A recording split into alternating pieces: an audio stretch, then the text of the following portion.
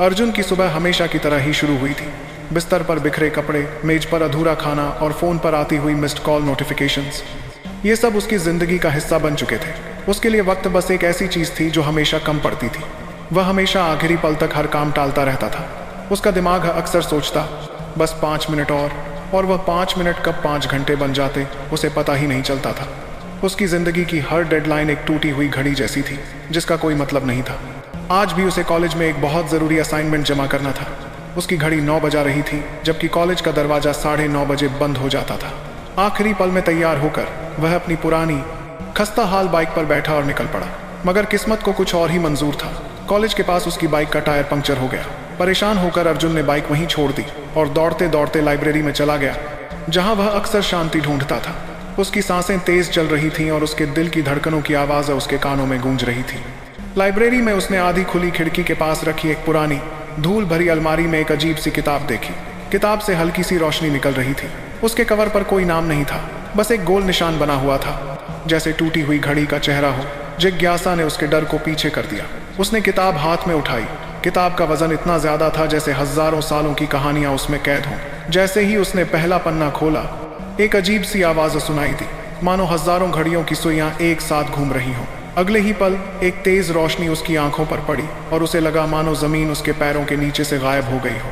अर्जुन एक तेज रफ्तार भव्र वॉर्टेक्स में घूम रहा था जिसमें लाल, नीले और सुनहरे रंग घुल मिल रहे थे।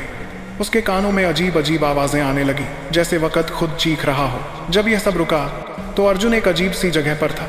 वहां जमीन नहीं थी, बस हवा में तैरते हुए पत्थर थे जिनके ऊपर घड़ियां रखी थी। उसकी कलाई पर एक अनोखी घड़ी बंध चुकी थी जिसमें वक्त आगे बढ़ने के बजाय पीछे चल रहा था।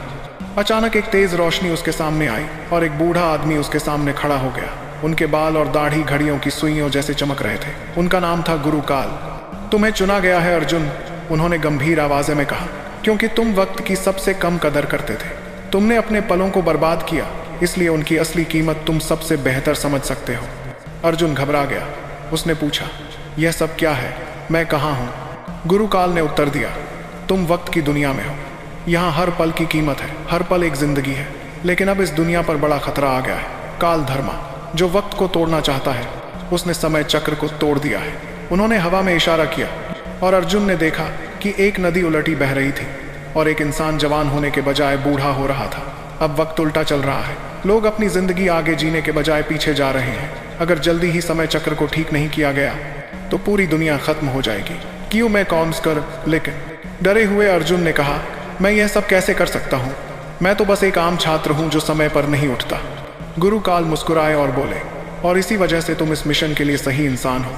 उन्होंने हाथ उठाया और एक चमकती हुई तलवार जो घड़ी के आकार की थी अर्जुन के हाथ में आ गई। इस तलवार का नाम है वक़्त की तलवार। उन्होंने कहा, जब तक तुम इससे लड़ोगे वक्त तुम्हारी तरफ रहेगा।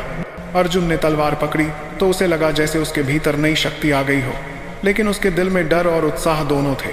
गुरु काल ने उसकी पहली चुनौती के बारे में बताया। उसे रेत का दरिया पार करके समय चक्र का पहला टुकड़ा लाना था। अर्जुन ने आगे देखा तो उसकी नज़र एक अजीब चमकते हुए दरिया पर पड़ी जहां हर रेत का कण चमक रहा था। उस दरिया के पार से अजीब सी आवाज़ आ रही थी, मानो वक्त खुद चीख रहा हो। अब अर्जुन को आगे बढ़ना था। क्या वह वक्त की इस जंग को जीत पाएगा?